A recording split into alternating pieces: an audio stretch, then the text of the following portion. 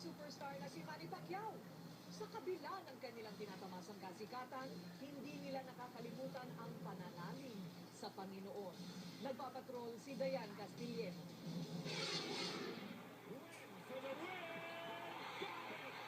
Gumawa ng ingay ang dating benchwarmer na si Jeremy Lin matapos sunod-sunod na maipanalo ang kupunan niyang New York Knicks sa NBA. Naging popular at binansagang Linsanity.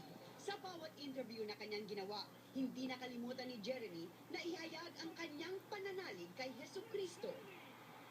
Sa American football, laging makikitang nakapinta sa mukha ng New York Jets quarterback na si Tim Tebow ang sikat na Bible verse na John 3:16.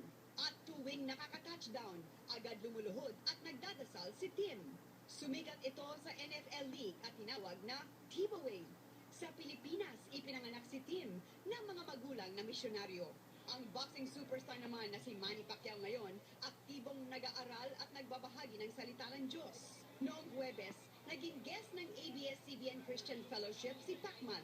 Doon, ibinahagi niya ang malaking pagbabago sa kanyang buhay, simula ng magbasa ng Biblia. Ang old Manny Pacquiao is nag-iinom, nagsusugal, kung ano sinasabi ng mga pambabae na yan, di ba? The old Manny Pacquiao has gone, but the new has come.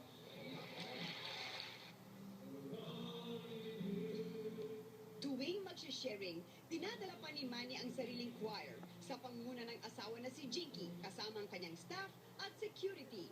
I'm honest, sabi ko, natitense talaga ako pagka nag-preach ka. Thank God, ang Holy Spirit is na kay Manny talaga. Malaking pribilehyo para kay Pacman ang maging tulad ni Tebow at Lin na maka-impluensya sa nakararami. Jeremy Lin, Tim Tebow, Manny Pacquiao, one me. Sabi ng Panginoon, ngayon ang panahon, i-share mo, i-spread mo, maraming makikinig sa'yo. Ngayong Holy Week, inanyayahan ni Manny ang lahat na isuko ang buhay sa Panginoon para madama ang totoong kapayapaan. Dayan Castillejo, Patrol ng Pilipino.